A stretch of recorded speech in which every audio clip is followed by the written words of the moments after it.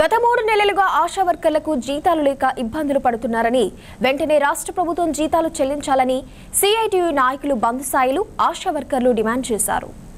ఆశా వర్కర్ల డిమాండ్లను నెరవేర్చాలని సిఐటియు ఆధ్వర్యంలో శుక్రవారం జిల్లా కలెక్టర్ కార్యాలయం గేటు ముందు ఆశా వర్కర్లు ఆందోళనకు దిగారు. 3 నెలలుగా జీతాలు రాక ఇబ్బందులు పడుతున్నామని వెంటనే జీతాలు చెల్లించాలని నినాదాలు చేశారు.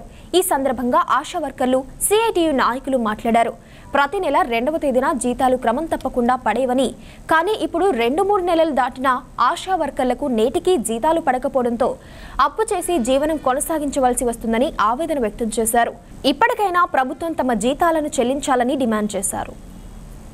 తెలంగాణ ఆశా వర్కర్స్ యూనియన్గా సిఐటిగా మేము కోరేది ఏంటంటే, మాకు ఆశా వర్కర్లము రాష్ట్ర వ్యాప్తంగా మాకు 3 నెలలు, ఇప్పుడు 10 రోజులైతే 3 నెలల జీతాలు, ఇప్పుడు 2 నెలలు దాటి 3వ నెల 3 నెలల జీతాలు ఇవ్వకోకుండా మాకు మేము ఎట్లా బ్రతకాలి, మేము ఎట్లా పనులు చేయాలి, అనేక పనులేమో చేపిస్తున్నారు.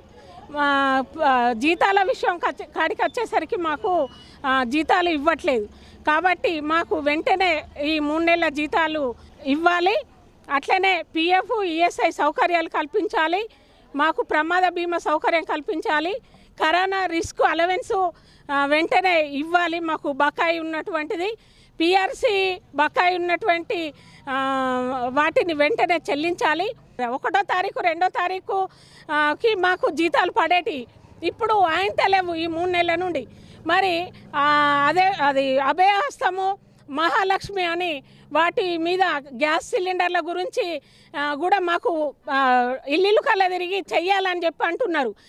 అనేక పనులపై చెప్తున్నారు. ఇవి మాకు సంబంధం లేనటువంటి పనులు, మాకు ఉన్నటువంటి ప్రొఫార్మాకు సంబంధం లేనటువంటి పనులు. కాబట్టి మాకు అనేక పనులు చెప్పొద్దు. మాకు సంబంధించినటువంటి రిజిస్టర్లు 32 రకాల రిజిస్టర్లు ప్రింట్ చేసి ఇస్తామని గవర్నమెంట్ అన్నారు. అది కూడా ఇవ్వట్లేదు. ఈరోజు రాష్ట్ర వ్యాప్తంగా ఆశా వర్కర్ల యూనియన్ సిఐటి ఆధ్వర్యంలో అన్ని జిల్లా కలెక్టర్ కార్యాలయం ముందు ఈ ఆందోళన పోరాటం జరుగుతూ ఉంది. గత 2 నెలల నుంచి జీతాలు లేక ఆశా వర్కర్లంతా ఇబ్బంది పడుతూ ఉన్నారు. మొదటి నెల జీతం రానప్పుడే కలెక్టర్లకు, డిఎంహెచ్ఓకు, తర్వాత ఆశా కమిషనరేట్లో కూడా తెలియజేయటం అనేది జరిగింది.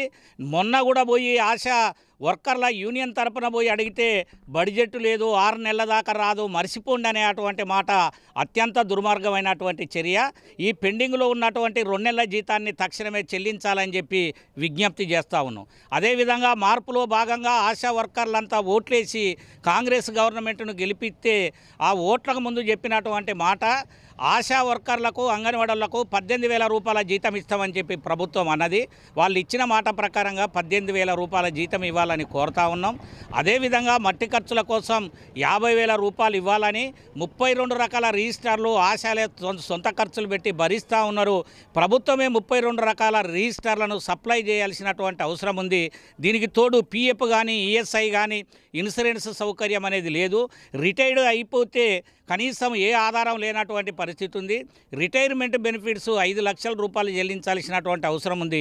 ఇట్లాంటి డిమాండ్ల మీద ఈరోజు న్యాయంగా జయశంకర్ భూపాలపల్లి జిల్లా కలెక్టర్ కార్యాలయం ముందు ఈ ఆందోళన చేస్తూ ఉన్నాం. ప్రభుత్వం సానుకూలంగా స్పందించి పెండింగ్ జీతాలతో పాటు ఈ సమస్యల్ని పరిష్కరించాలని, గత ప్రభుత్వం అభయహస్తం, మహాలక్ష్మి పేరుతోని పనులు చేపించింది, ఆ డబ్బులే ఇవ్వలేదు. ఈ ప్రభుత్వం మళ్ళీ గ్యాస్ కనెక్షన్లు, ఉచిత కరెంటు పేరుతోని మళ్ళా అదనమైన భారాన్ని పెంచే అటువంటి ప్రయత్నం చేస్తూ ఉంది. ఈ అదనమైన భారాన్ని ఆశా వర్కర్ల మీద మోపొద్దని, స్ఫూటం బాక్సులను రద్దు చేయాలని చెప్పి సందర్భంగా సిఐటిగా విజ్ఞప్తి చేస్తూ ఉంది.